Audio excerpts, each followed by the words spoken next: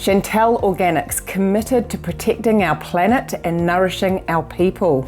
Sam, why is building capability and a culture of continuous improvement important to you?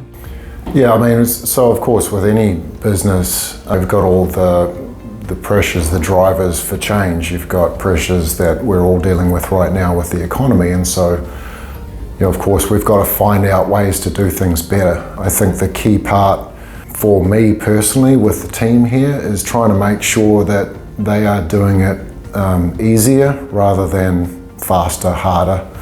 Having the Lean Hub available to bring that to the broader team is a really great opportunity. And I think one of the things that I've really enjoyed, we've had about 3 sessions, Lean Hub right now, and one of the key benefits of it is it doesn't really take that much time out of our work.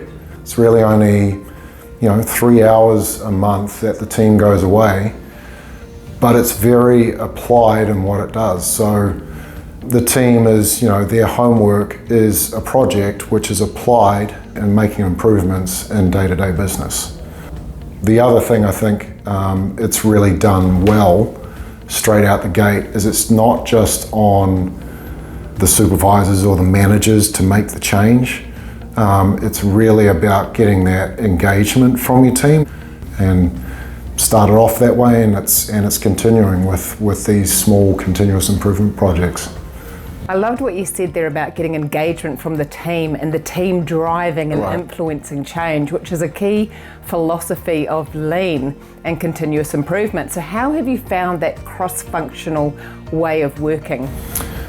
I think switching from that sort of mindset out there, if you've just got managers, supervisors directing everybody, and the team on the floor is just feeling like they're just being directed and they don't have any say. When it switches to the leadership teams are sitting down in groups and trying to encourage the thought process coming out of them, and then actually monitoring that change and actually making sure it's happening. There's certainly a discipline, I think, that's encouraged with lean to make sure there's follow through and that the teams are seeing change. And I think it just empowers everybody within the team to say, okay, well, I can make a difference. I'm not just doing the same thing every day. I'm not just doing what I'm told. I can actually make a change to how we're operating as a business. When empowering the team to make a difference, they also need to see that they're making a difference. And I enjoyed today seeing your visual board and targets like planned versus actual, and a focus point on cost of goods, and also a space to share opportunities for improvement.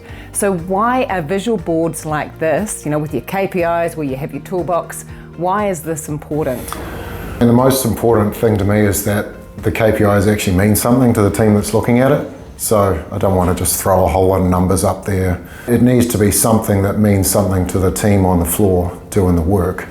Otherwise, hey, you've just got a whole lot of pretty pictures up there.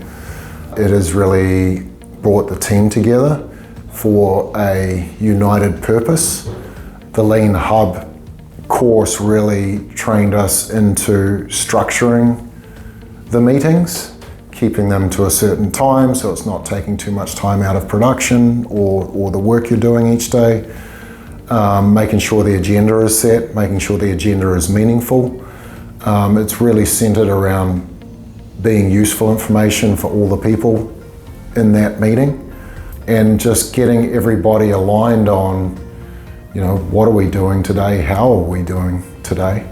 I think it set the stage for when we got into then small continuous improvement projects, that is a layer that gets added in, and now we're talking about continuous improvement projects weekly, rather than before, where before the structured meetings, the structured toolbox meetings, before those were probably ad hoc.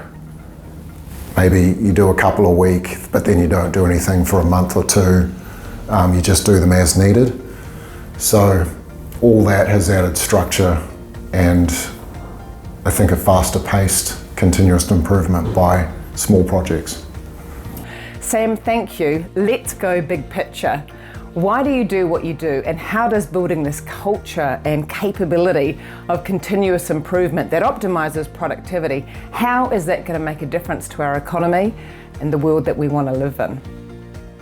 You know, our overarching goal is to bring more organic products to New Zealanders. It's got to be affordable, it's got to taste good, and it's healthy and healthy for the planet. So really what we're trying to do is make sure we, stay ahead of the curve, stay competitive. We've got to keep adapting every day. Just because we make an improvement this week, we'll probably need to reassess that again in, a few months down the track, in terms of there'll be other ideas. And I think it's getting the whole team thinking along those lines, not just a few, but the whole team, so that we can all contribute to the benefit of the business. And then I guess tying that around to organics is what we're passionate about, and the health of our planet and the future for our kids. Inspiring. Thank you. Sam, we certainly feel honoured to be working with you and the team.